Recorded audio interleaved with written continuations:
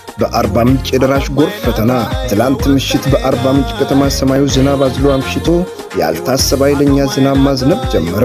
ይህን ወቅቱን ያልጠበቀ ዝናብ ተከትሎ የመጣው ደራሽ ጎርፍ በከተማዋ አንዳንድ አካባቢዎች ላይ ድንገተኛ አደጋን ይዞ መጥቷል። የጎርፉ ኃይል ብርቱ ከመሆኑ የተነሳ በከተማዋ የሚገኘውን የሳታ መዋዕለ ሕፃናት ትምህርት ቤት ጥሶ በመግባት ቅጥሩንና ክፍሎችን አጥለቅልቋል። ይሁን እንጂ ፈጣሪ ይመስገንና በትምህርት ቤቱ የነበሩ ሕፃናት ተማሪዎች ላይ ምንም አይነት የሕይወት ጉዳት ሳይደርስ በሰላም ከክፍሎቻቸው ወጥተው ወደ ቤተሰቦቻቸው እንዲቀላቀሉ ተደርጓል። ምንም እንኳን ንብረት ላይ ጉዳት ቢደርስም የተማሪዎቹ ደህንነት መረጋገጡ ትልቅ እፎይታ ሆኗል። የወንዙ ሙላትና ግፊት እጅግ አስፈሪ ነበር። ወንዙ አቅጣጫውን በመቀየር በድሮ ድልድይ በስተግራ በኩል ባለውና ሙዞች ተመንጥረው በነበረው እርሻ በኩል ሰብሮ በመግባት አካባቢውን አጥለቅልቆታል።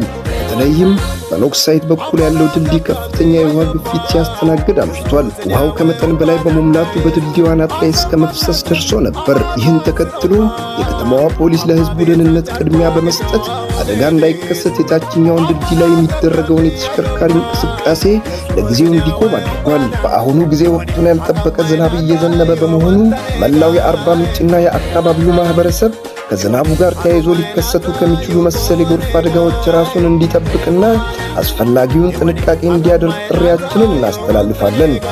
ሰላም፣ ፍቅር ብቻ።